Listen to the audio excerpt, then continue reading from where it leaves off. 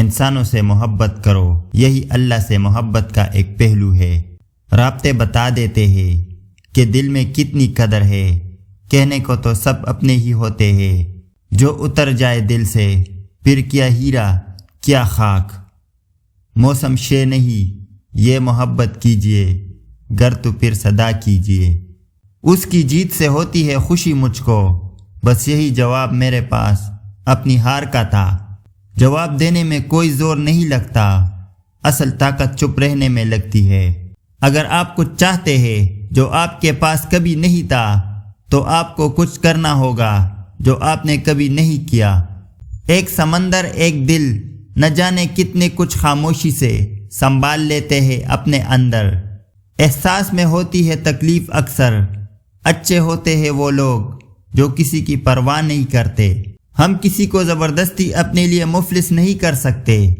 حقیقت یہ ہے کہ ہم زندگی کو نہیں گزارتے، زندگی ہمیں گزارتی ہے۔ کہ ہم زندگی کو نہیں گزارتے، زندگی ہمیں گزارتی ہے۔ اگر ایسا نہ ہوتا تو انسان وہی رک جایا کرتا جہاں اس کو زندگی کا پہلا دکھ یا صدمہ ملتا۔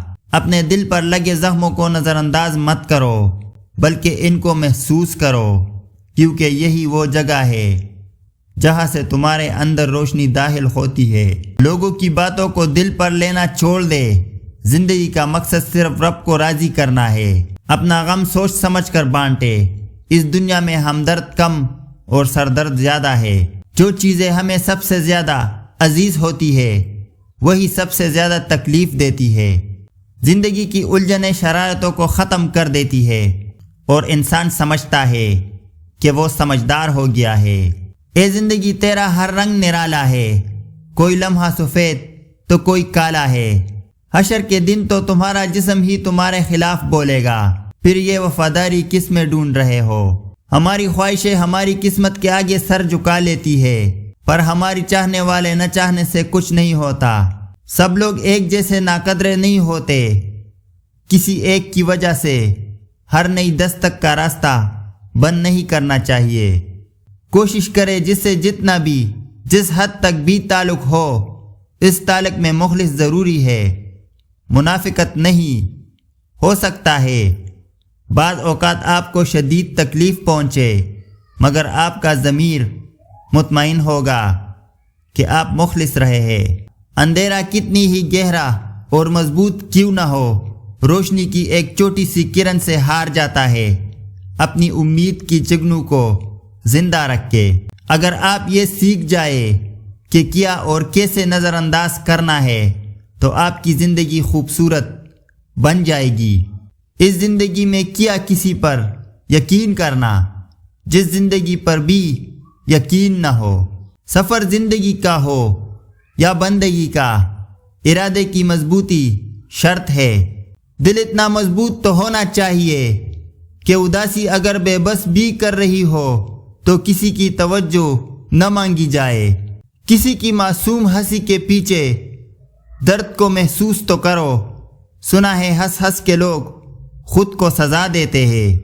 مایوسی ایک دھوپ ہے جو سخت سے سخت وجود کو بھی جلا کر راکھ کر دیتی ہے۔ مشکل میں ٹوٹ کر یقین کے ساتھ رب سے مانگے، وہ ہمت سبق حوصلہ اور سہارا دیتا ہے۔ وہ تام لیتا ہے، وہ سنتا ہے، آپ مانگ کر تو دیکھے۔ زندگی کے سفر میں ان لوگوں پر توجہ نہ دے جو آپ کے راستے میں کھڑے تھے، بلکہ ان لوگوں کا سوچے جو ہر مقام پہ آپ کے ساتھ کھڑے تھے۔ مجھے اللہ کے انصاف پر اس دن بہت یقین آیا جب میں نے امیر اور غریب کا ایک جیسے کفن اور قبر دیکھی۔ زندہ شخص کی قدر کرے، زندہ شخص کے چہرے پر ایک مسکراہٹ لانا اس کی قبر پر پھول رکھنے سے بہتر ہے۔ اچھا گمان اور میٹھی زبان انسان کی نیک اعمال کو بڑھا دیتے ہیں۔